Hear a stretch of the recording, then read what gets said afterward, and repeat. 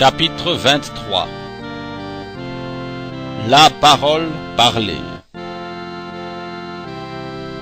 Dans le 16e chapitre, nous avons vu comment Dieu a honoré déjà à 3 reprises son serviteur dans une expérience où il lui a été accordé de demander ce qu'il désirait.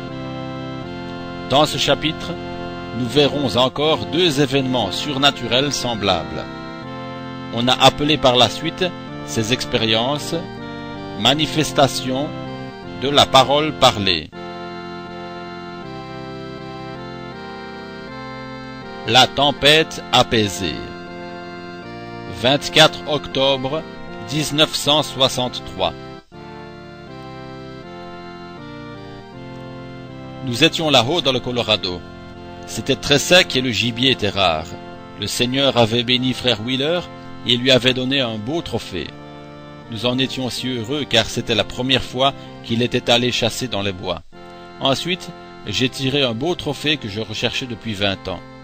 Frère Banks et moi l'avions longtemps pour chasser.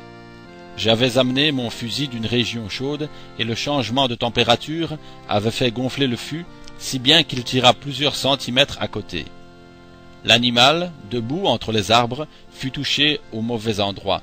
S'il avait été touché plus bas, il eût été tué avec humanité en 1 seconde. Billy était avec moi, et il dit « Il a été touché ». Je le croyais aussi, mais quand nous sommes arrivés sur place, ce n'était pas le cas. Ainsi il dit « Tu as touché un arbre ». J'ai regardé de haut en bas, mais il n'y avait pas de marque à aucun arbre. Ensuite, je suis parti à sa recherche. C'est alors que vint un signe d'avertissement. De nombreux hommes étaient partis au-dessus de nous vers ce qu'on appelle le camp des vaches, le point d'attache du cow-boy où il monte à cheval et garde les vaches séparées. Dans le temps passé, j'ai aussi été dans ce camp surveiller le bétail et le garder séparé. Ainsi, ils étaient là environ 100 hommes. Tout le monde sait que, dans cette contrée, lorsqu'un blizzard est annoncé, la meilleure chose à faire, c'est de partir immédiatement. Ainsi, frère Palmer et les autres partirent tôt. Si vous êtes là, il se peut que vous ayez à y rester des semaines. Ainsi on annonça, il y a un blizzard qui vient. Les prévisions du temps, les journaux et la radio l'ont aussi annoncé. Chargement après chargement, pratiquement tout ce qu'il y avait là-bas partit. Ils partirent immédiatement parce qu'ils savaient que c'était la chose à faire. Mais le frère Welch Evans et son garçon Ronnie avaient 2 permis pour chasser le chevreuil et ils ne voulaient pas partir. Je dis alors, eh bien, restons. J'avais une réunion environ 6 jours plus tard et je devais retourner à Tucson. En outre, ma petite femme, nous avons été mariés 22 ans et pendant 20 ans, le jour de notre anniversaire, je m'étais trouvé chaque fois là-bas. Ça s'est trouvé que cela tombait sur cette date. Alors j'ai trouvé un petit coin où j'allais toujours prier. Il ressemblait à l'endroit où je l'avais emmené un jour. Vous savez, comme je n'avais pas assez d'argent pour faire à la fois une tournée de chasse et ma lune de miel, j'ai pris en quelque sorte ma femme dans une tournée de chasse en guise de lune de miel. Le 23 octobre tombe pendant la période de la chasse et, pendant 20 ans, je n'ai pas été à la maison. J'étais toujours là-bas. Ainsi, ce jour-là, c'était notre anniversaire. Je dis autour du feu ce soir-là, si vous voulez tous rester, souvenez-vous que nous serons peut-être ici 1 mois. J'ai vu tomber 6,5 mètres de neige en 1 nuit. Vous alliez là-bas, et c'était parfaitement sec et beau, mais le matin suivant, il y avait de la neige, peut-être plus haut que votre tente. Alors, vous restiez là jusqu'à ce que ça fonde. Ainsi, vous êtes à 25 ou 30 kilomètres à l'intérieur d'un lieu sauvage. C'est pourquoi j'ai dit, s'il y avait une urgence, bien sûr, on envoie des hélicoptères et on vous en fait sortir, mais généralement, si personne n'est en danger de mort, il faut attendre là. Ainsi, tout le monde fila dès qu'ils entendirent les prévisions du temps. Quant à nous, nous étions là-bas et je dis, maintenant décidez-vous. Si vous voulez rester, je suis ici pour chasser avec vous. Je téléphonerai à mon épouse pour lui dire heureux anniversaire, puis nous irons faire des emplettes parce que nous devrons peut-être rester ici. Ils dirent qu'ils voulaient rester. Ainsi, il n'y avait rien d'autre à faire que rester. Frère Mann et moi, nous sommes partis acheter des provisions. Je voulus téléphoner à mon épouse, mais personne ne répondait. J'ai attendu environ 1 heure, jusqu'à ce que nous ayons fait nos emplettes. Je retournai téléphoner, mais elle ne répondait toujours pas. Je téléphonai donc à sœur Evans, de la part de son mari, et lui dis ce qui en était. Elle dit, eh bien, je téléphonerai à sœur Branham et lui souhaiterai heureux anniversaire. Puis nous sommes rentrés. Le lendemain, le ciel était couvert de nuages. Il n'avait pas plu là-bas pendant tout l'automne et c'était vraiment sec. Ils durent prolonger la saison de la chasse de quelques jours à cause de la sécheresse. Ce matin-là, je dis aux frères, maintenant, à la première goutte de pluie, au premier flocon de neige, au premier grésil ou autre, revenez au camp aussi vite que possible, car dans les 15 minutes qui suivront, vous ne pourrez plus voir votre main devant vous. Ça va commencer à souffler en rafale, et quelle que soit votre connaissance de la région, vous serez bloqué où vous serez, et vous périrez. Car il arrive que vous ne puissiez même pas respirer à cause du grésil qui souffle si fort, et vous mourrez sur place. J'ajoutai, dès que ce grésil commencera à tomber, revenez au camp aussi vite que possible, peu importe où vous serez. Puis je dis, montez là-haut et mettez-vous dans ces ravins. Moi, je monterai très haut et je ferai rouler des pierres pour faire peur aux cerfs. Cela les fera descendre et vous attraperez ce que vous voudrez. Je commençai à grimper très haut et les nuages devinrent toujours plus noirs. Il ne restait plus qu'une voiture, il n'y avait que nous là-haut et le cow-boy au camp. Le temps continua à se gâter et au bout de quelques minutes, il commença à pleuvoir. Je pris mon fusil et le mis sous ma veste pour éviter que la lunette se couvre de buée et que le fût soit mouillé. Il se pouvait que je rencontre un ours ou quelque chose d'autre en revenant. Je m'assis quelques minutes sous un arbre. J'étais assis là et je priais. Je dis, Seigneur Dieu, tu es le grand Jéhovah et je t'aime. C'est quelque chose de sentimental pour moi. J'ai vécu tellement d'expériences merveilleuses avec mon Seigneur là-bas dans ces montagnes. Vous ne pouvez pas aller là-bas dans ces montagnes. Vous ne pouvez pas aller là-bas sans le voir. Il est partout. Alors que j'étais assis là, le grésil commença à tomber et le vent a soufflé. Je dis, je connais le chemin pour descendre, mais je ferais mieux de partir d'ici immédiatement. Je regardai vers le bas. Je ne pouvais même plus voir ce qu'il y avait en contrebas, avec ces nuages qui tourbillonnaient et ce grésil qui soufflait.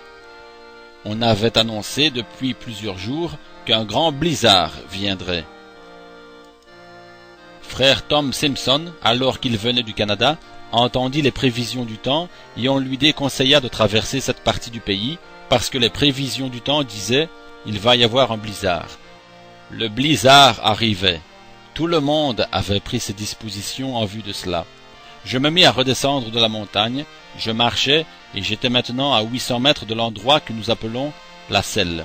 Oh là là, avec ces flocons de neige et le vent qui tourbillonnait et soufflait sur cette montagne, je pouvais voir à environ 9 mètres devant moi et je savais que je devais descendre ce qu'on appelle un dodan, une petite crête, et que je devais ensuite arriver au ruisseau. Je devais le suivre. Je savais aussi où aller si cela se gâtait vraiment. Ainsi, je me mis à descendre, et à mi-chemin environ, quelque chose me dit, aussi clairement que vous pouvez m'entendre, « Arrête-toi et fais demi-tour. » Je pensais, « Oh, qu'est-ce qui me prend? Peut-être que ce n'est que mon imagination. » Mais je ne pus pas faire un pas de plus en avant. David m'avait préparé un sandwich ce matin-là, et je pense qu'il essayait de me rendre l'appareil pour en avoir préparé un une fois pour son papa avec des oignons et du miel. C'est tout ce que nous avions. Je l'avais dans ma chemise. Il avait été mouillé à travers ma chemise, je pensais, je vais m'arrêter et manger ça et peut-être qu'ensuite tout ira bien. Il était environ 10 heures et je commençais à manger. Je mangeai le sandwich et me remis en marche. Mais quelque chose me dit, retourne d'où tu viens. Retourner dans cette tempête, 800 mètres ou plus, en haut dans la montagne, dans ce bois sombre, où vous pouviez à peine voir plus loin que d'ici à cet orgue. Mais je deviens vieux. Voilà 33 ans que je suis un chrétien, et je sais que peu importe combien cela peut paraître ridicule, obéissez toujours au Seigneur. Faites ce que le Seigneur dit. Je fis demi-tour et repartis vers la selle en cherchant mon chemin. Oh, le grésil devenait toujours plus fort et il faisait toujours plus sombre. Je m'assis là et je mis ma chemise sur la lunette. Je pensais, que suis-je en train de faire ici? Pourquoi revenir ici? J'attendis quelques minutes. Puis je me levai, et aussi clairement que j'eus souhaité l'entendre, une voix me dit « Je suis le Créateur des cieux et de la terre. J'ai créé le vent et la pluie. » J'enlevai mon chapeau. Je dis « Grand Jéhovah, est-ce toi ?» Il dit « Je suis celui qui fait cesser les vents sur la mer. Je suis celui qui a apaisé les vagues. J'ai créé les cieux et la terre. Ne suis-je pas celui qui t'a dit de parler, et qu'ainsi des écureuils ont été créés? Je suis Dieu. » Maintenant, quand une voix vous parle, observez l'écriture. Si ce n'est pas scripturaire, laissez cela. Peu importe combien cela paraît clair, restez-en éloignés. Je dis, oui, Seigneur. Il dit, parle au vent dans cette tempête et il s'en ira. Maintenant, cette Bible se trouve devant moi. Ma vie est là-dedans. Je me levai et dis, je ne doute pas de ta voix, Seigneur. Et j'ajoutai, nuages, neige, pluie, grésil, votre présence me déplaît. Au nom de Jésus-Christ, retournez d'où vous êtes venus. Et maintenant, j'ordonne au soleil d'apparaître immédiatement et de briller pendant 4 jours jusqu'à ce que notre tournée de chasse soit terminée, et que je parte avec mes frères. Ça jaillissait comme ça. Ça commence à faire, et ensuite cela fait, et ça s'arrêta. Je restai tranquille. Mes frères là-haut se demandaient ce qui arrivait. Le grésil et la pluie s'arrêtèrent. Un vent se mit à tournoyer sur la montagne et à soulever les nuages. L'un partit de ce côté en direction de l'est, l'autre au nord, puis à l'ouest et au sud. Et dans les quelques minutes qui suivirent, le soleil se mit à briller et à faire sentir sa chaleur. C'est la vérité. Dieu sait que c'est la vérité. Et j'étais là, mon chapeau à la main, regardant tout autour de moi. Je devins comme paralysé. Je pensais, le Dieu même de la création, tout est dans sa main. Qu'est-il en train de me montrer? Je ramassai mon fusil, essuyai la lunette et me mis à redescendre la colline. Et quelque chose me dit, pourquoi ne viens-tu pas te promener avec moi dans ce lieu sauvage et marcher un peu avec moi? Oui, Seigneur, de tout mon cœur, ce serait l'une des choses les plus merveilleuses que de marcher avec toi. Mon fusil à l'épaule, je me mis donc à marcher entre ces arbres vierges où jamais hache n'avait été utilisée. Alors que je marchais sur ces pistes de gibier, je pensais, je crois que je vais monter à l'endroit où il y a plusieurs trembles sur un petit mamelon. Je crois que je vais marcher jusque-là pour marquer notre anniversaire, afin de rendre un petit salut à Méda. Puis je redescendrai de l'autre côté de ces bois sombres. Je me dirigerai vers les pics corals. J'étais réjoui tout en marchant.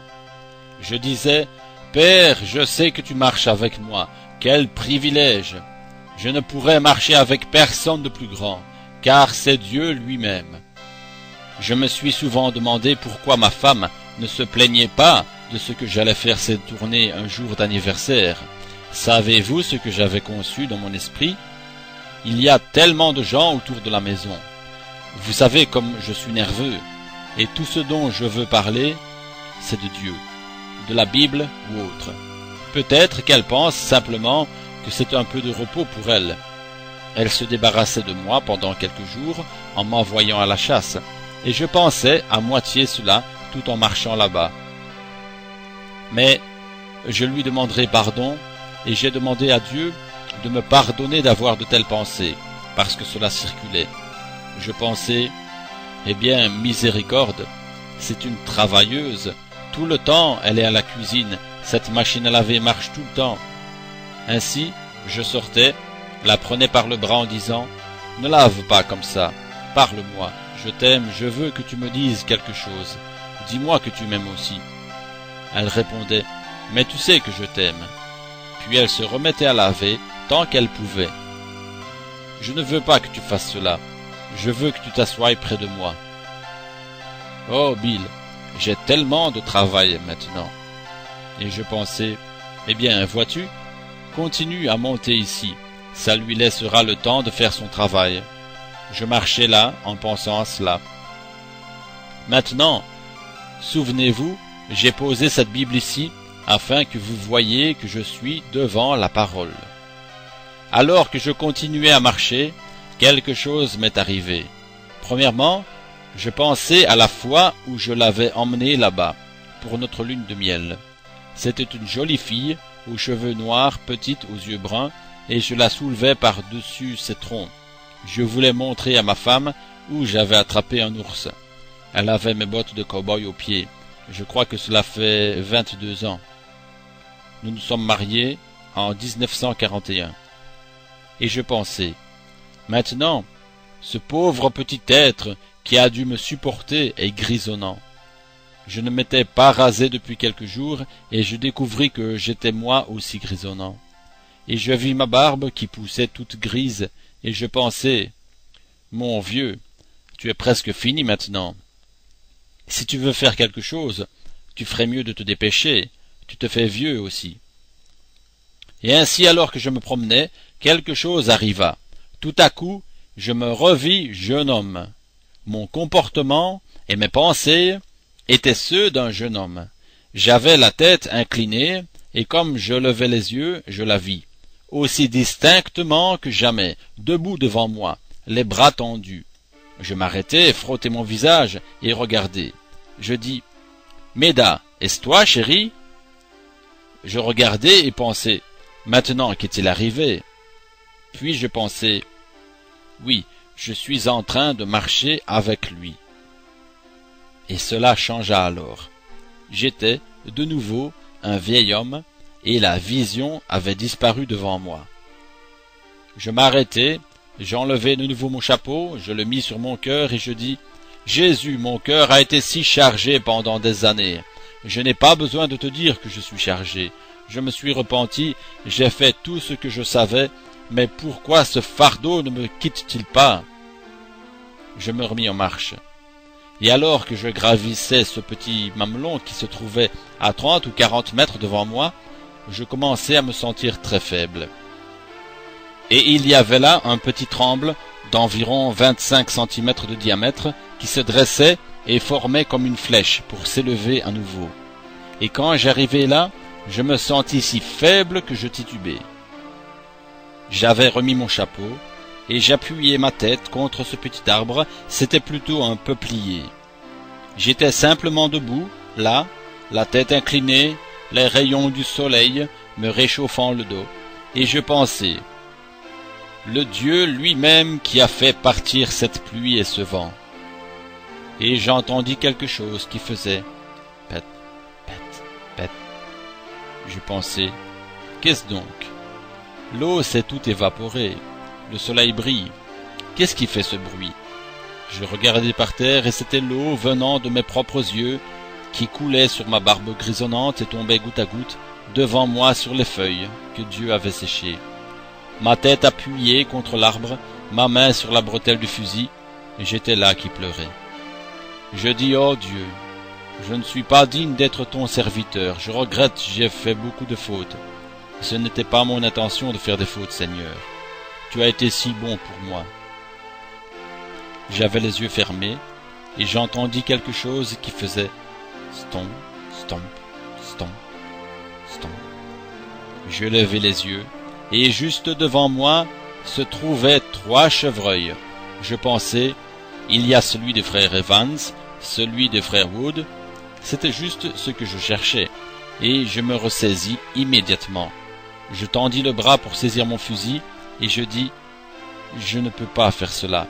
J'ai promis à Dieu que je ne le ferai pas.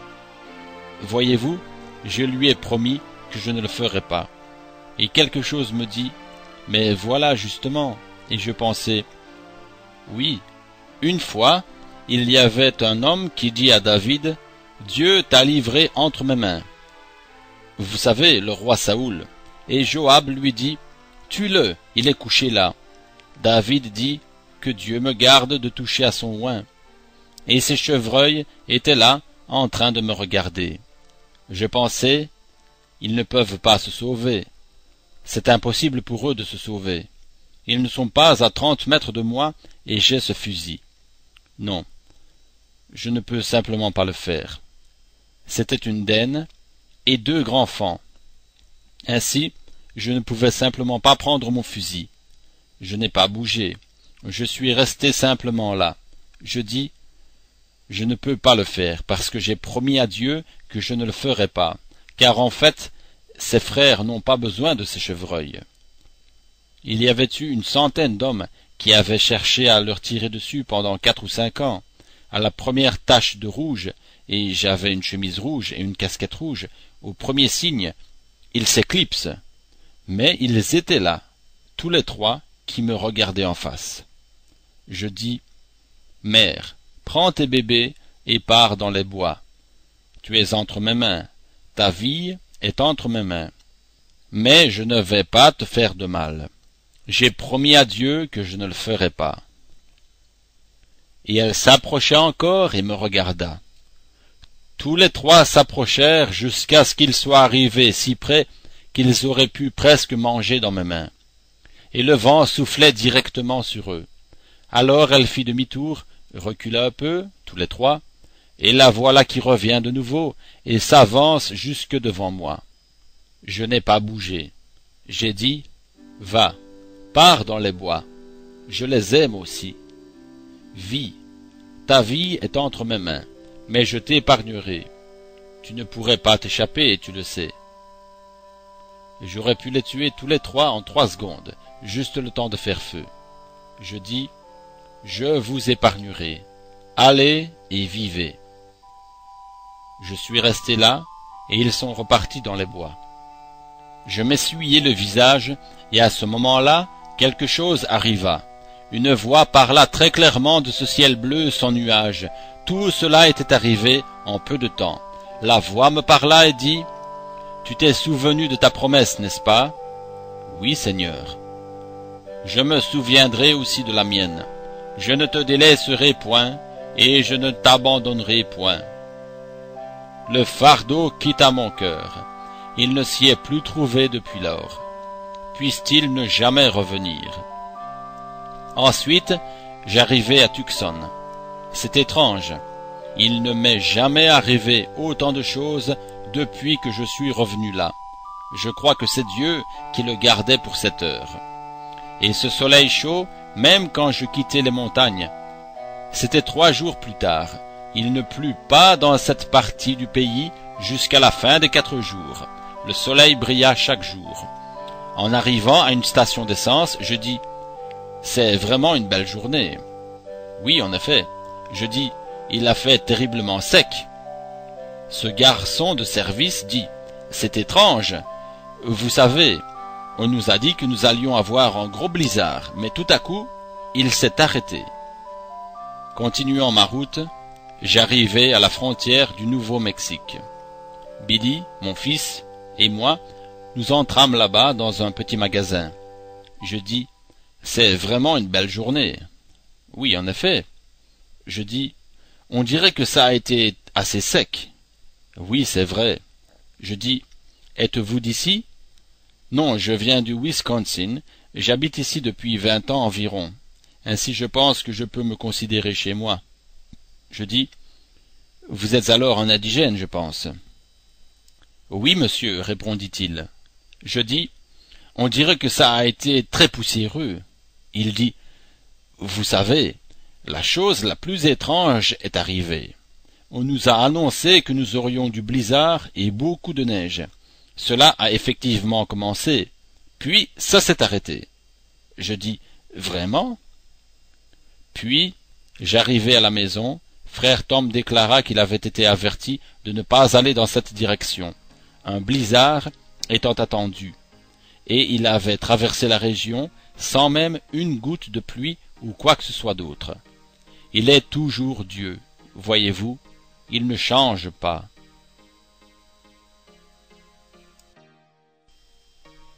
Guérison de Meda Branham. Il y a environ 16 ans, j'étais en Californie avec frère Charit, là où je devais tenir une réunion.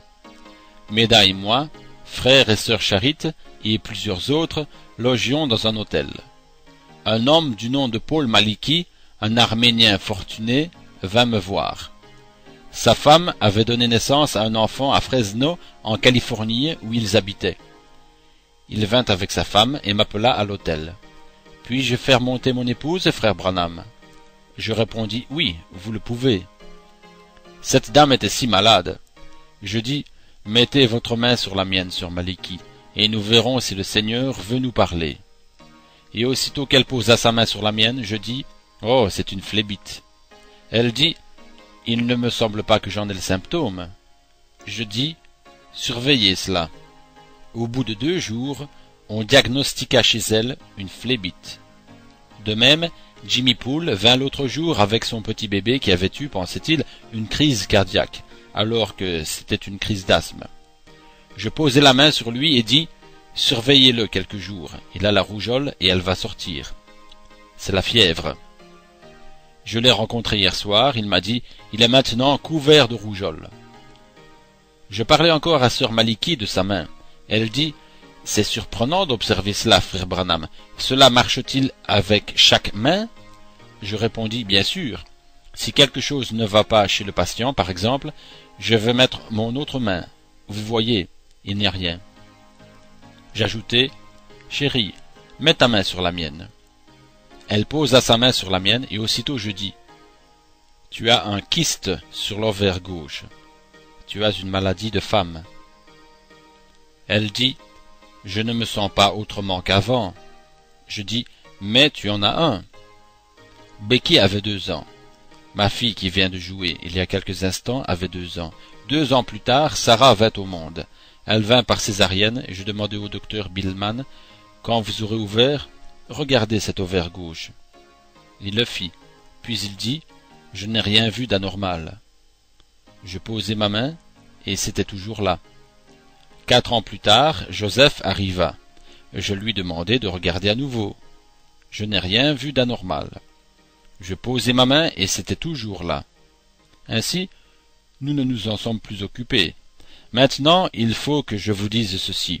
Je n'aime pas le dire, mais cela doit apporter la vérité, voyez-vous? Dites toujours la vérité, peu importe ce qui arrive. Des années passèrent sans que jamais nous ne remarquions quelque chose. Je ne crois pas qu'il puisse y avoir une meilleure épouse au monde que la mienne, et j'espère qu'elle restera toujours ainsi. Et je veux être un mari fidèle, et j'espère que chaque jeune homme dans ce bâtiment, quand il se mariera, aura une épouse comme la mienne. Nous avons été très heureux ensemble. Par la grâce de Dieu, nous n'avons jamais eu une parole. Elle a été un amour. Elle devait élever les enfants toute seule, étant donné que j'étais au loin pour remplir mon ministère. Pas beaucoup de femmes accepteraient cela. Un jour, je rentrais d'une série de réunions à l'extérieur et j'étais vraiment fatigué. Mon petit Joseph, qui n'est qu'un petit garçon comme les autres, mais il avait entendu des choses grossières à l'école. Et ce jour-là, il vint et insulta sa mère, puis courut vers moi, sachant qu'il aurait d'elle une fessée pour cela. Il a contribué à donner des cheveux gris à sa mère, tout comme moi. Ainsi, c'était un vrai garçon et il avait fait quelque chose de vraiment mal. Meda me dit, « Bill, donne-lui une bonne correction. » Il mit ses mains autour de moi, disant, « Je suis désolé, papa. » Il connaissait mon point faible. Ainsi je répondis, « Oublions cela, chérie. D'ailleurs, je n'en ai pas le courage. » Mais soudainement, étant dans une phase nerveuse de sa vie, elle me claqua la porte au nez en disant, « Eh bien, tu devrais t'en occuper un moment. » Je pensais, pauvre petite femme. Elle en a beaucoup à supporter. Je suis sorti à l'extérieur et j'ai dit à Joseph, « Tu mériterais une fessée. mais vu que tu t'es repenti, je vais te donner une chance. Mais n'oublie pas que ma patience va s'épuiser un de ces jours. Cette repentance doit porter des fruits qui prouvent que tu es sincère. » Ensuite, je me suis mis à laver mon pare-brise. Comme j'étais en train de laver, une voix parla. « Retourne et va lui dire de lire Nombre 12. » Je pensais, j'ai probablement imaginé cela. Puis à nouveau, elle est venue vraiment avec force. « Va lui dire. » Cela m'a effrayé. J'entrai donc, pris la Bible et lus. C'était là qu'il était parlé de Marie, la prophétesse, qui s'était moquée de son frère Moïse pour avoir épousé une fille éthiopienne. Et Dieu n'aima pas cela. Il dit, « Cela aurait été mieux pour elle que son père lui crache au visage, plutôt qu'elle ait fait cela. » Ainsi, Marie fut entièrement couverte de lèpre. Aaron vint vers son frère et lui dit, « Elle est en train de mourir de la lèpre. » Ainsi Moïse rentra précipitamment pour intercéder en sa faveur à l'autel. Et à ce moment-là, la colonne de feu descendit. Dieu. Il dit, « Va, appelle-la, de même qu'Aaron, et conduis-les ici. » Aaron était aussi impliqué là-dedans. C'est pourquoi il dit, « Dis-leur de venir ici. » Il dit, « S'il se trouve parmi vous, c'est maintenant Dieu qui leur parle. Quelqu'un de spirituel ou un prophète, moi l'Éternel, je me révélerai à lui par des songes, etc. Mais mon serviteur Moïse, il n'y en a point comme lui dans le pays. Je lui parle de bouche à oreille. N'avez-vous pas craint Dieu? Voyez-vous, Dieu n'aima pas cela. Quand je vis cela, je rentrai en courant. Elle était dans l'autre pièce faisant de la couture. Je frappai à la porte, elle s'était enfermée. « Chérie, j'aimerais te parler un instant. »« Que veux-tu ?»« Chérie, ouvre la porte tout de suite. J'ai une parole du Seigneur. » Elle ouvrit et je dis, « Chérie, tu sais combien je t'aime, mais Dieu n'a pas aimé cela. Tu n'aurais pas dû le dire. » Et peu de jours après cela, elle se mit à souffrir dans un côté. Nous la conduisîmes chez notre médecin ici à Louisville, le docteur Arthur Schoen. Il trouva la tumeur sur l'ovaire gauche que j'avais découverte 18 ans auparavant. Une tumeur environ de la grosseur d'une noix. Je demandai, « Qu'en est-il, docteur ?» Il répondit, « Voyons ce qui va arriver. Ramenez-la dans 2 mois. » Nous entrâmes à la maison, et elle me demanda, « Bill, penses-tu que c'est à cause de l'autre jour ?» Je ne le sais pas. Nous nous sommes enlacés et avons pleuré devant Dieu. Puis j'ai prié pour elle de tout mon cœur. Au 2e rendez-vous, la tumeur avait passé de la grosseur d'une noix à celle d'un citron. Il dit, « C'est mieux de l'enlever. Elle s'attendrira et deviendra maligne. » Je dis, « Eh bien, ma foi, nous allons à Tucson. Le Seigneur m'a envoyé à Tucson. » Il l'envoya chez un gynécologue, il ne voulait plus prendre la responsabilité de son cas.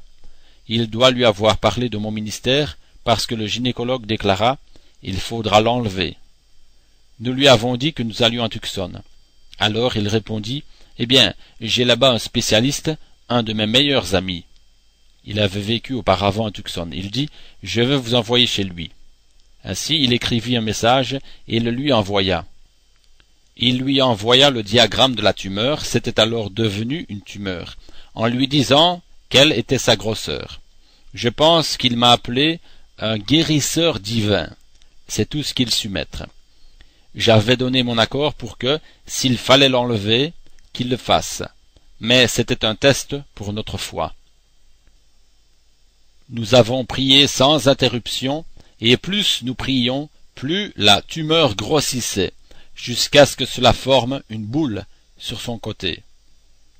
Nous avons tu la chose, seules quelques personnes ici le savaient, attendant de voir ce qui arriverait, et cela continua ainsi. Finalement, en revenant du Canada, où le Seigneur m'avait donné de conduire cette tribu d'Indiens à Christ, Je vais retourner pour les baptiser au nom du Seigneur Jésus le printemps prochain, Dieu voulant. J'allais à New York, et en revenant, je m'arrêtais ici. Après la dernière réunion, je montai et l'appelai de chez frère Wood. Elle dit, « Bill, je ne peux même plus supporter le poids de mes vêtements. » À ce moment-là, cela sortait de son côté, et sa jambe, elle devait avancer en clopinant. C'était la plus mauvaise semaine qu'elle ait jamais eue.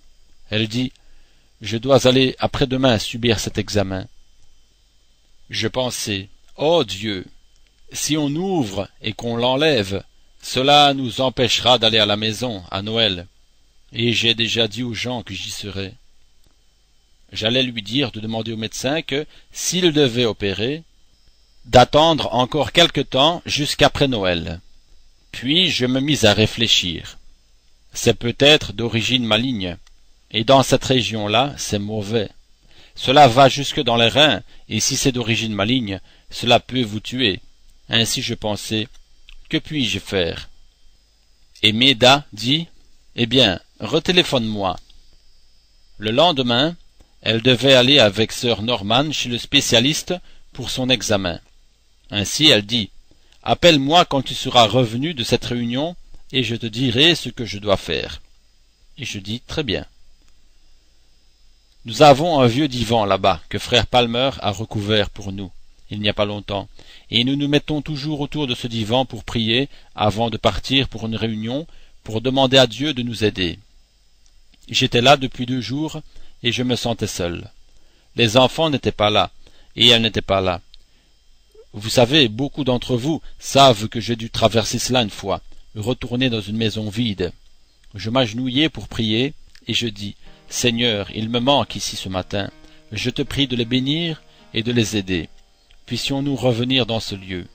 Et maintenant ils sont là-bas parce que tu m'as envoyé, dans une vision, et que tu l'as accompli. Et maintenant, je vais attendre pour voir ce que tu vas me dire de faire ensuite.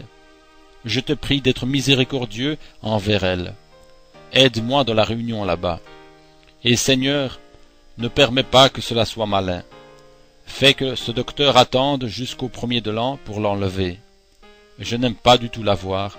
Seigneur, elle ne l'a pas fait intentionnellement ce matin-là. Elle l'a fait sans le vouloir. Seigneur, elle n'a pas une seule fois prononcé un mot quand je partais tenir des réunions et que j'étais absent pendant des mois. Elle n'a pas ouvert la bouche une seule fois à ce sujet.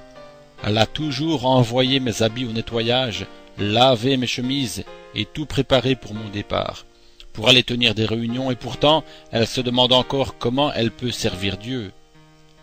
Vous, femmes, en servant votre mari, vous servez Dieu.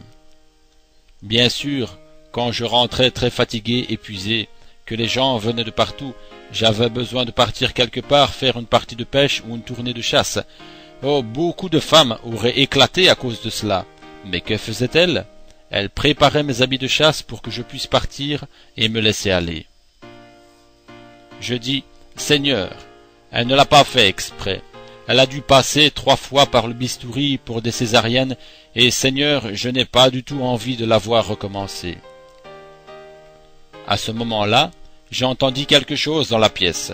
Je levai les yeux, et une voix dit, « Lève-toi !» Maintenant, quoi que tu dises, il en sera ainsi.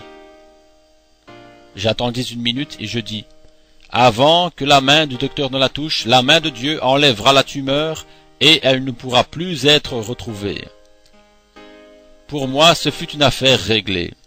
Je ne lui ai jamais téléphoné. Nous nous mîmes en route sans autre. J'allai chercher Billy et Lois, et nous partîmes pour Shreveport. Le lendemain soir, je lui téléphonai. Elle était heureuse, et elle dit, « Bill, je veux te dire, maintenant elle est ici, et elle peut le confirmer. » Elle dut y aller en clopinant. Elle entra dans la pièce avec l'infirmière et madame Norman. Elle enfila la robe pour l'examen. Elle put à peine monter sur la table, car la tumeur faisait une telle protubérance. Le docteur entra, il lui parla, puis il s'approcha pour enlever le drap et la toucher, et juste avant qu'il ne la touche, la tumeur disparut, au point que le docteur ne savait plus de quel côté elle était. Il dit, « Attendez 1 minute. » Il la fit repasser au rayon X, et malgré le dessin représenté sur les diagrammes, les radiographies et tout le reste, il ne pouvait plus en trouver la trace. Il l'examina à plusieurs reprises, puis il déclara « Je ne serais peut-être pas capable de l'expliquer, mais, Madame Branham, cette tumeur n'est plus là. » Depuis, elle n'a plus jamais eu de symptômes. Qu'est-ce? Remarquez, ce fut exactement comme cela avait été dit, avant que la main du docteur puisse la toucher. Une fraction de seconde, et sa main l'aurait touchée. Combien la parole du Seigneur est parfaite!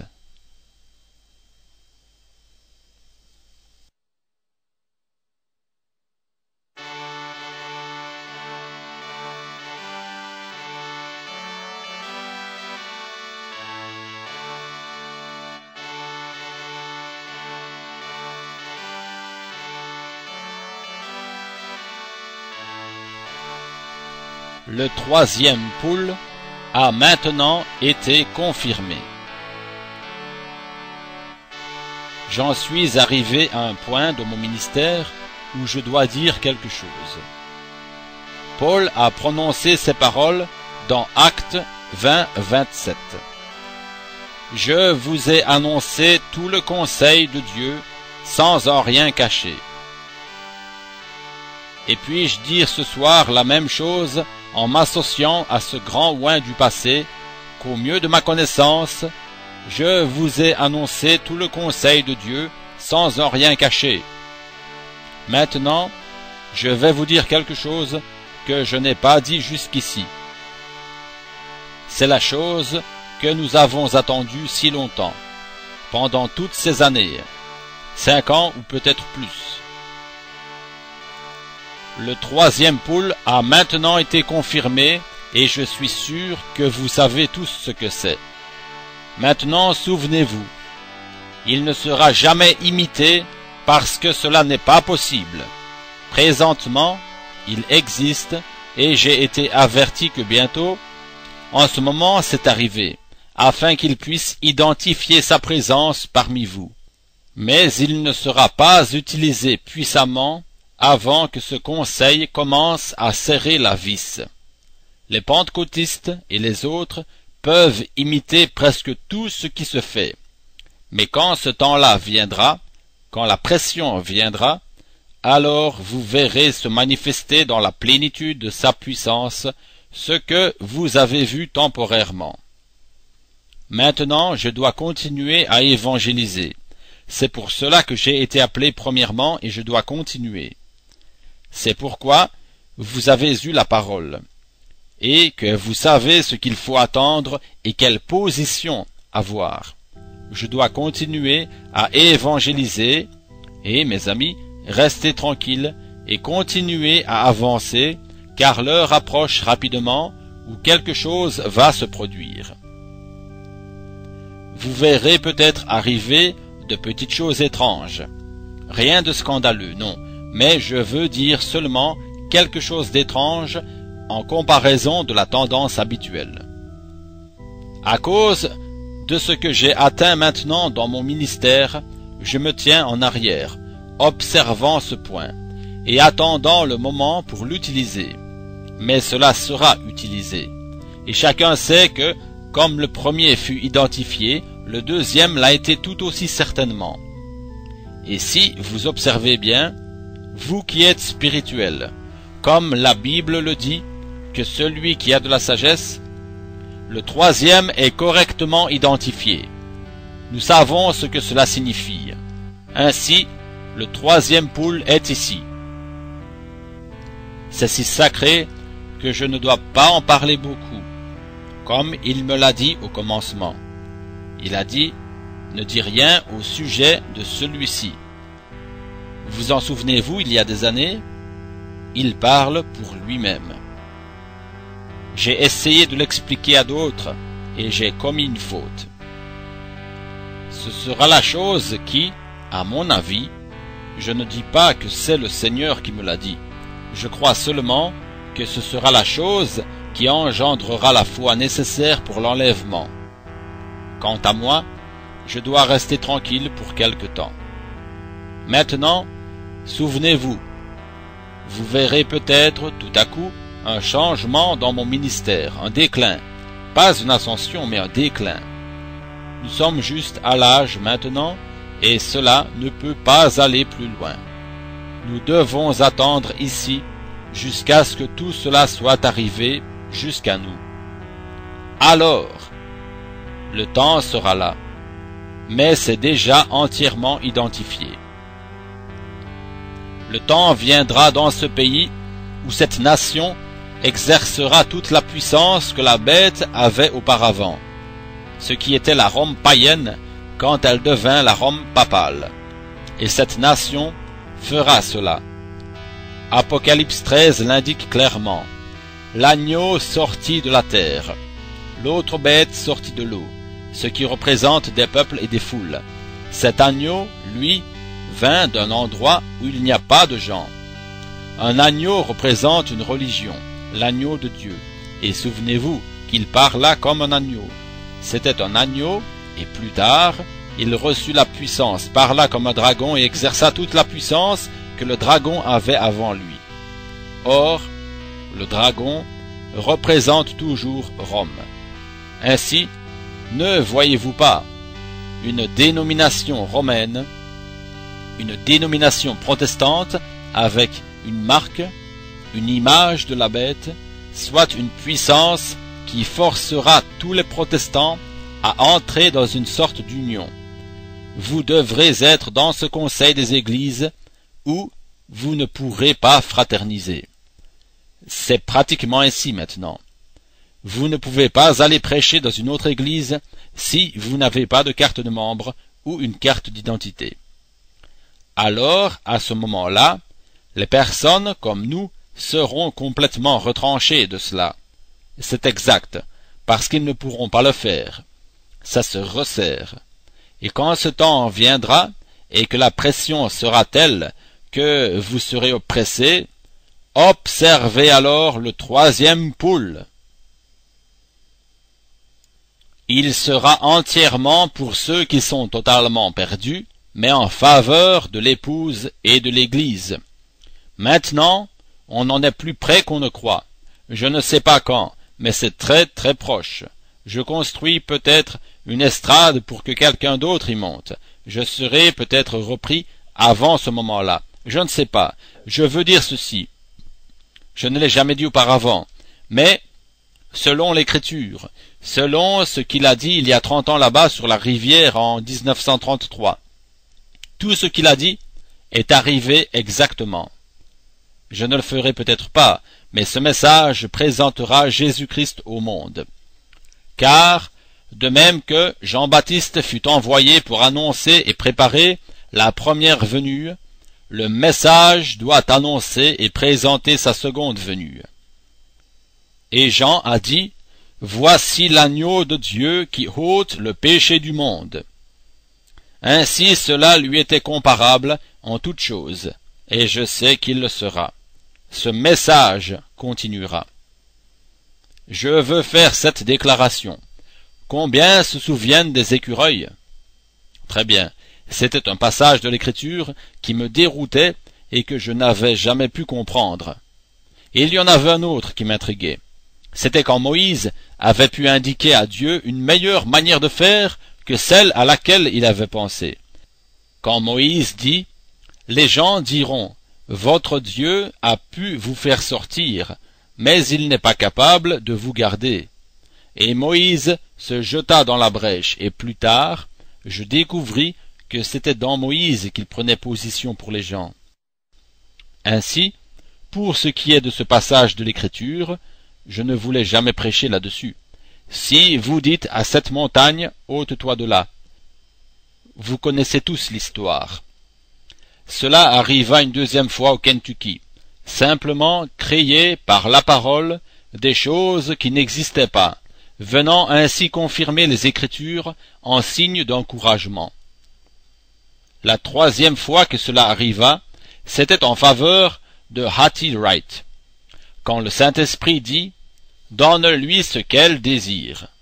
Nous parlions de ces écureuils qui avaient été créés. C'était la première fois que cela arrivait à un être humain, le troisième poule, et ce fut à une humble et petite femme qui vit avec $200 environ par année. La 4e fois que cela est arrivé, c'était sur la montagne où cet orage faisait rage. C'est alors qu'une voix me dit « Je suis le Dieu de la création. J'ai créé les cieux et la terre.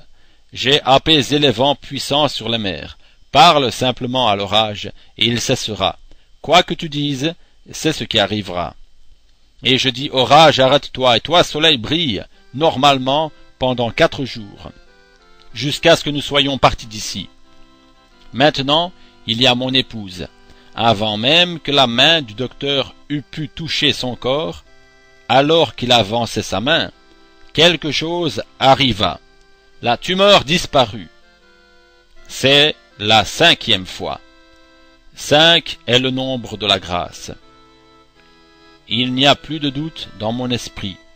Je sais ce qu'est le 3e poule, et je sais ce qu'il fait. Maintenant, soyez respectueux, restez tranquilles.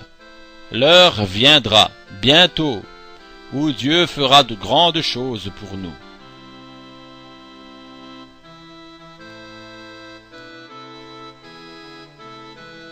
Mariage et divorce.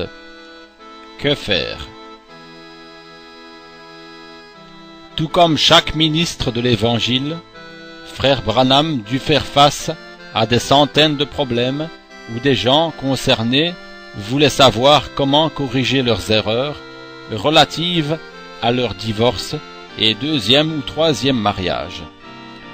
Frère Branham chercha la face de Dieu et reçut la vérité de l'enseignement de la parole de Dieu. Les personnes n'auraient jamais dû le faire, mais ne connaissant pas la crainte de Dieu, ou ayant été mal enseignés, ils avaient tenté de refaire leur vie avec une autre personne et avaient eu d'autres enfants. Il était impensable et même cruel de déchirer ces familles, sachant très bien qu'il était impossible à la majorité de retourner à leurs premiers engagements. Que faire? Frère Branham n'osait tout simplement pas en parler jusqu'à ce qu'il puisse apporter le conseil de Dieu. Voici donc ce qui arriva. L'autre jour, sachant que lorsque je vous dis quelque chose, ce doit être ainsi dit le Seigneur, j'avais alors les passages de l'Écriture tels qu'il me les avait révélés. Mais je dis, Seigneur Dieu, que puis-je dire à cette assemblée? Cela créera la séparation. Des hommes assis sous le porche dans la cour et partout diront, devrais-je la quitter? Et des femmes diront, devrais-je quitter mon mari? Que faire? Je dis, Seigneur, que puis-je faire? Quelque chose me dit, pars là-bas sur la montagne et je te parlerai. Et alors que j'étais sur la montagne et que Dieu me parlait dans la nuée, je ne savais pas qu'en bas à Tucson on le voyait et que même les professeurs avaient fait sortir les enfants des classes, ma petite fille y était, et dire « Regardez là-bas vers la montagne, il y a un nuage couleur d'ambre comme du feu qui ne fait que monter et descendre dans l'air. » J'étais redescendu et m'étais arrêté à la station d'essence. Ce jeune garçon à la station d'essence, Evans, me dit quelque chose qui me fit sursauter. C'est que vous voyez tellement de choses arriver que cela devient commun pour vous. Je dis, que dis-tu, Ronnie? Il répondit, je peux vous montrer exactement l'endroit où vous vous trouviez. J'ai appelé maman et nous avons observé ce nuage là-bas qui montait et descendait. Je lui ai dit, frère Branham doit se trouver quelque part là-bas. C'est Dieu qui lui parle. Des gens dans toute la ville observèrent. C'était un jour clair. Il n'y avait que ce gros nuage couleur d'ambre qui descendait en formant une sorte d'entonnoir, puis ensuite remontait et se déployait. Mes amis, c'est à ce moment-là que m'a été révélé ce que je vais vous dire maintenant. Maintenant, je m'adresse seulement à nos disciples, seulement à ceux qui me suivent et qui suivent ce message, pas à ceux de l'extérieur. Rendez-moi témoignage devant Dieu. C'est seulement à ce groupe. Maintenant, nous nous trouvons dans ce désordre à cause d'une théologie mal interprétée, est-ce vrai? C'est pour cela que vous, femmes, vous êtes mariés une deuxième fois, et vous, hommes aussi. C'est à cause d'une théologie mal interprétée. Je désire vous montrer quelque chose qu'il m'a dit. Et si cette question fut posée à Dieu, notre Créateur, lorsqu'il était ici sur la terre, Jésus-Christ, et aussi quand son prophète libérateur Moïse alla en Égypte pour en faire sortir les enfants d'Israël et les conduire dans la terre promise, Jésus dit ici que lorsque Moïse vit les gens dans cette condition, il leur donna une lettre de divorce en raison de la situation. Ainsi, Dieu permit à Moïse, ce prophète envoyé vers le peuple, de leur accorder cette lettre de divorce. Et dans 1 Corinthiens au chapitre 7, les versets 12 et 15, le prophète du Nouveau Testament, Paul, face à la même situation dans l'Église, dit ceci: « C'est moi, ce n'est pas le Seigneur, à cause de l'affaire du divorce. Au commencement, il n'en était pas ainsi, mais Moïse en reçut la permission, et Dieu approuva cela. Et Paul en eut aussi le droit lorsqu'il trouva son Église dans cette condition. Maintenant, vous croyez que ceci est vrai, et que cela vient de Dieu. Et par la confirmation de son nuage et de son message qui m'a conduit jusqu'ici, Dieu, en haut de la montagne, ne me permettrait-il pas d'agir de la même manière vis-à-vis de vous, en vous permettant de rester tel que vous êtes et de ne plus le faire? Rentrez avec vos femmes et vivez en paix, car l'heure est avancée. La venue du Seigneur est proche. Nous n'avons pas le temps de démolir ces choses, mais n'essayez pas de le refaire.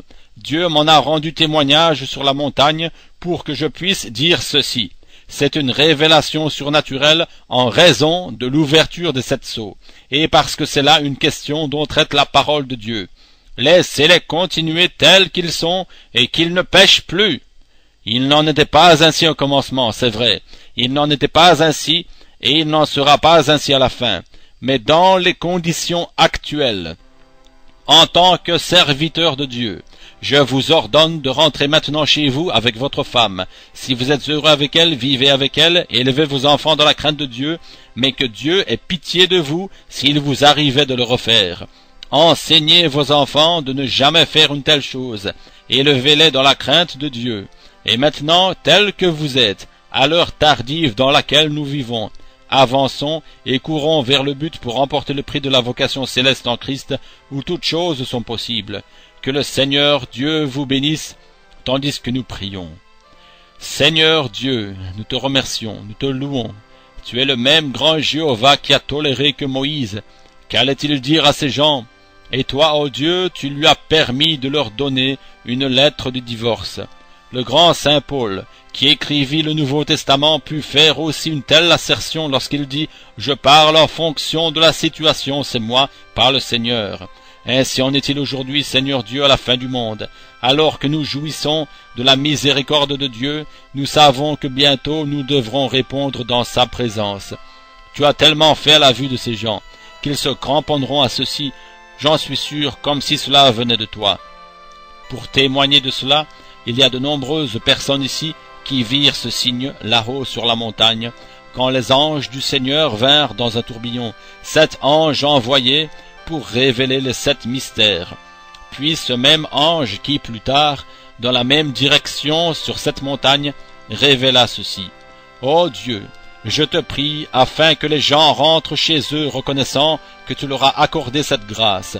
Je l'ai dit seulement à cause d'une permission, Seigneur.